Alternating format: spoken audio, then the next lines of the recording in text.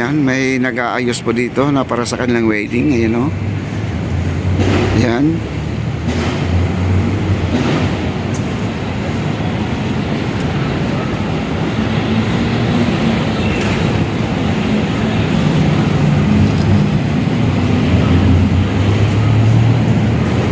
Yun.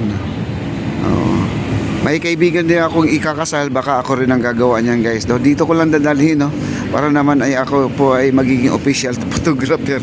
Kasi sa Boracay, guys, gagawa sana kami, no? Ang nangyayari lang kasi ay hindi ko maintindihan na ang kanilang, ang lakas kasi ng hangin, hindi ako pag ano, yung tawag dito, yung makaporma, no? Kasi magsisigawan kami kapag mayroon kaming ibang position naman para sa pictorial, nagsisigawan kami.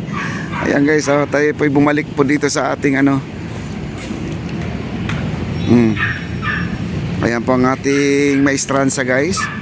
Napakaganda, no? Nasa labas na lang po sila. Ito sila, sir, yung mga gumagawa, yung sila architect, sila engineer, sila, sino ba yan, yung sa safety. Nandyan sila sa may bungad kasi tapos na po kasi itong maestranza. Waiting na lang po tayo sa sa inauguration para naman ay mabuksan na po sa publiko itong ating maestranza Fort Santiago. Kaya ganun pa man sa mga na hindi pa nakakaalam, mga kaibigan, ito ay makikita lang po dito sa may sa may, kung alam niyo post office yung nasunog, guys, likod lang po siya, yun po ay Ilog Pasig, no? Ilog Pasig. Then baybayin niyo lang po itong likod ng Ilog Pasig, ito na po yun, no? Makikita na po. Ayan, may mga, ito yung sa prenuptial nila, mga kaibigan, prenup, no? May presentation sila sa kanilang kasal. Siyempre, yan po ay ingranding kasal, mga kaibigan. No, naputol tuloy ang ating pagbablog dahil doon sa may dumadaan na ikakasal. Kaya po, no.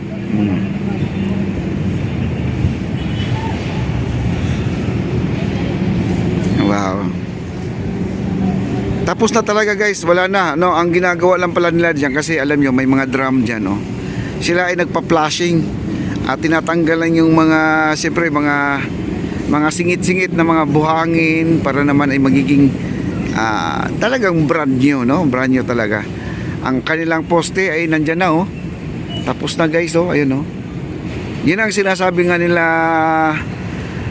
architect at saka yung contractor natin, engineer, na talagang kayang-kaya sa 3 buwan po ito gagawin, itong ating maestranza Fort Santiago. Kita nyo naman, natapos na rin kagad nila.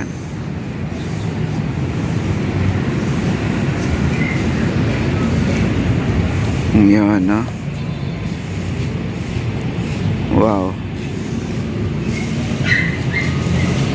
Ayan si engineer, nandiyan po si engineer. Ano, engineer? Kumusta? Okay na pa sa loob? May mga correction. May correction lang. Ayan, guys. Sa totoo lang, mga kaibigan, ito ay inauguration dapat nung 17. Ngayon na postpone, nagiging 27. Pero sa ngayon ay medyo maluwag pa naman ang oras nila, ang araw nila. May pagkakataon na may pwede pang ayusin kasi ano pala ngayon, 24, 25, 26, no? May 3 araw pa. Malaking bagay po yan, guys. Mas malaki pang oras, mas marami pang magagawa. Ayan. Yun ang maganda kasi dito sa ating mga manggagawa, ay wala pong sinayang na sandali. Kaya tuloy po ang kanilang trabaho. Ayan, okay. At dito, guys, sa ating Plaza Mexico, ganito ang ating Plaza Mexico. Ayan, puntahan po natin to. Ayan, guys, so ito yung nadagdag, ito yung nadagdag ngayon, ito tapos na rin to. Kanal kasi to, guys, no?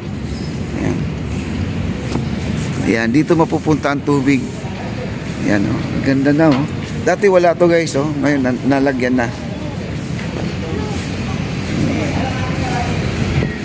Kasi ang dulo niyan, meron kasing kanal niya na malaki papunta doon sa labas, doon sa may damuhan na yan, ang tubig na yan. Pag nanggagaling dito sa ating Plaza Mexico, sa semento ito. Di naman maiwasan na may ano to, magkaroon ng lawa dito sa ibabaw. Kaya mayroon silang drainer. Pero dito guys, ito siguro naman ay hindi pa naman siya tapos, no. Baka naman ay dugtungan pa nila to, nila Foreman Kanoy.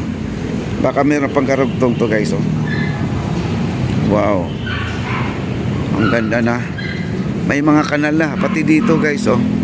May kanal na rin, oh.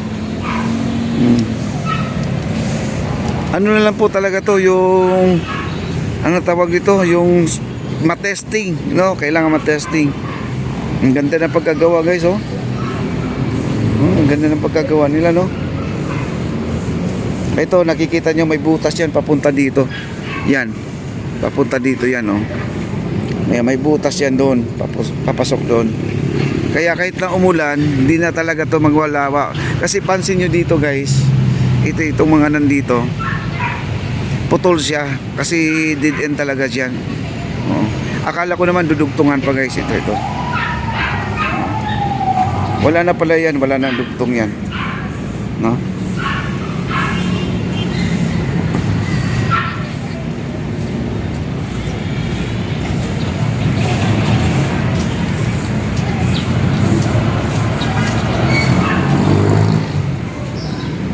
At doon din sa kabila, ganun din mga kaibigan.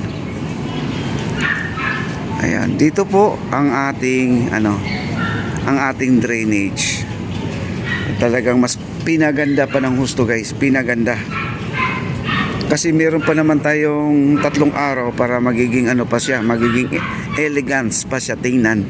At itong sinasabi natin, kahit 1 araw lang sa kanila guys, kung meron pa silang naiwan na 1 araw, marami po silang magagawa dahil sa bilis po na ang kanilang trabaho. Buti na lang kasi talaga umulan guys, kasi inauguration that time, yung 17 na yan, ang sabi pa nga namin ay blessing, no? Umambon pa, umambon, okay lang umambon, maganda pa yon, sabi blessing. Maya bumuhos kasi ang sabi nila meron daw LPA, no? Low pressure area. Kaya bumuhos ng napakalakas. Dito kami sa ilalim ng tulay. Ang daming vloggers, no? Dito. Ngayon ay parang na postpone, may nag-announce na i-postpone dahil hindi po makarating ating presidente at ang ating first lady. Kaya yun, pinospone. Meron na dito naglilinis at lahat ng mga water lily, yung truss skimmer nandito na rin, ang ating mga DENR, MMDA, naglilinis sila dito nung panahon na yan. Pero yun nga, no, kahit na na-postpone ay tuloy pa rin ang kanilang paglilinis kasi ang ating ilog Pasig ay hindi po talaga nauubusan ng basura. Yan guys, kita nyo naman, oh.